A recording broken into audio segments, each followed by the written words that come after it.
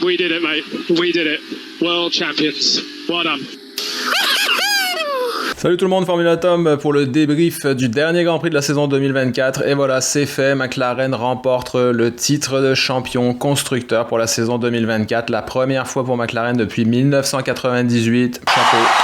Alors un GP assez terne, il s'est pas passé grand chose d'intéressant, le débrief va être rapide. Au départ on a Verstappen et Piastri qui s'accrochent, Max sera puni de 10 secondes de pénalité, trop agressif. Et aussi on a Perez avec Bottas, mais pour une fois Perez n'a rien à se reprocher. Et devant Lando Norris qui jusqu'ici a dominé le week-end, eh bien il est tranquille, il enchaîne les tours rapides avec régularité, les pit stops sont au point et on ne le reverra plus jusqu'à la ligne d'arrivée. Heureusement on avait Hamilton et Leclerc qui partaient loin sur la grille, donc ils nous ont offert de très belles remontées jusqu'à la 3e marche du podium pour Charles avec son coéquipier Sainz qui termine 2e pour sa toute dernière course chez Ferrari et Hamilton qui dépasse Russell dans le dernier tour pour finir au pied du podium en 4e place, lui aussi pour sa toute dernière sortie dans une F1 Mercedes. Voilà, c'est une page d'histoire qui se tourne. Voilà, donc somme toute un GP peu inspirant, mais il n'y a rien de surprenant, soyons honnêtes. C'est un tracé qui nous a jamais donné de très grandes courses. C'est encore une histoire de gros sous ce GP d'Abu Dhabi. Alors franchement, moi je dis avec tout le pognon qu'ils ont, justement faites-nous un nouveau circuit s'il vous plaît, qu'on ait un petit peu d'action. Surtout si c'est pour nous le mettre en dernière manche de championnat, s'il vous plaît, on aimerait avoir un petit peu plus. Alors voilà, cette saison 2024, c'est terminé et on a eu un grand cru. Ça fait plaisir, parce qu'au début de la saison,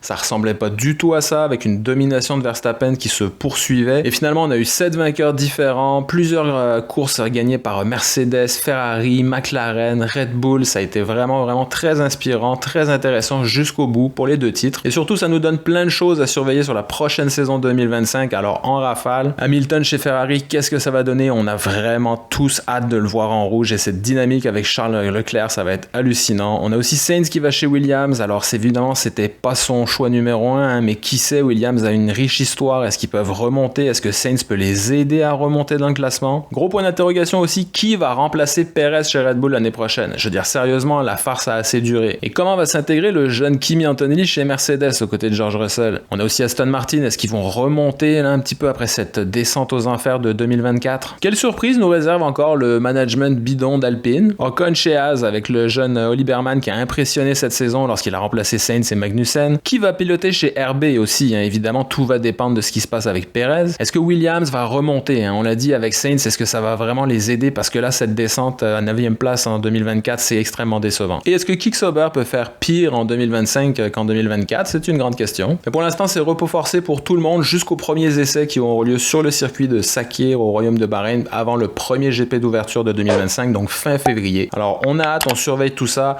Abonnez-vous, laissez un like, je vous dis à très bientôt, c'était Formula Tom. Ciao!